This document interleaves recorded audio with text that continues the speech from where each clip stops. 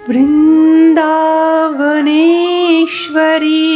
तवेव पादारविन्दं प्रेमामृतैकमकरन्द रसागपूर्णम् हृदयार्पितं मधुपते स्मरितापमुग्रम् निर्वापयत् परं शीतलमाश्रयामि।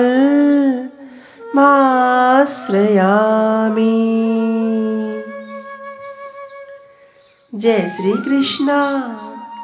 स्वागत है आपका श्री साकेत पीठ में।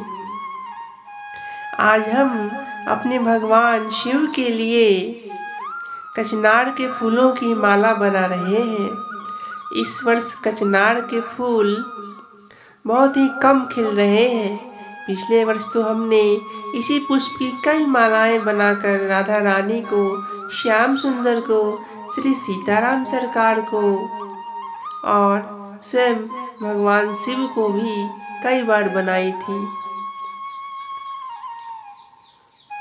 साधन में रुचि और साधन में प्रवृत्ति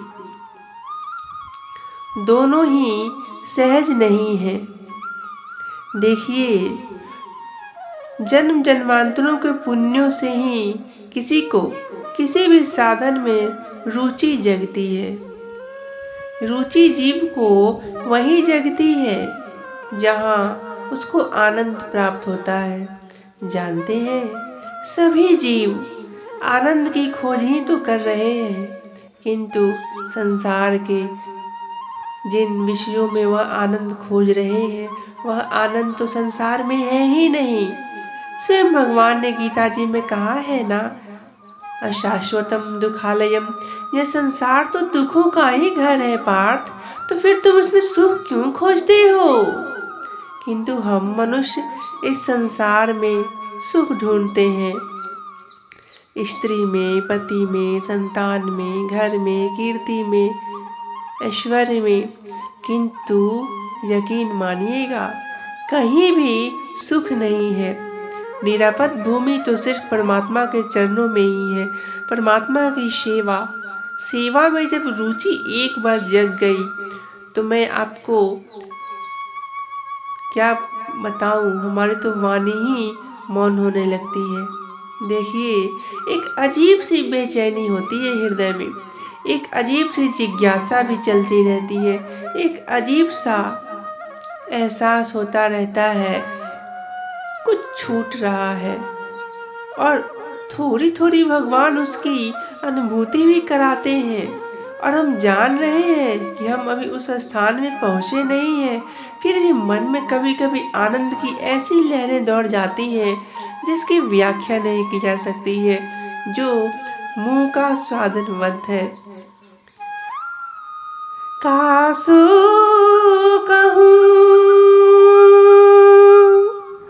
कौन पति आवे, कौन करे बकवाद,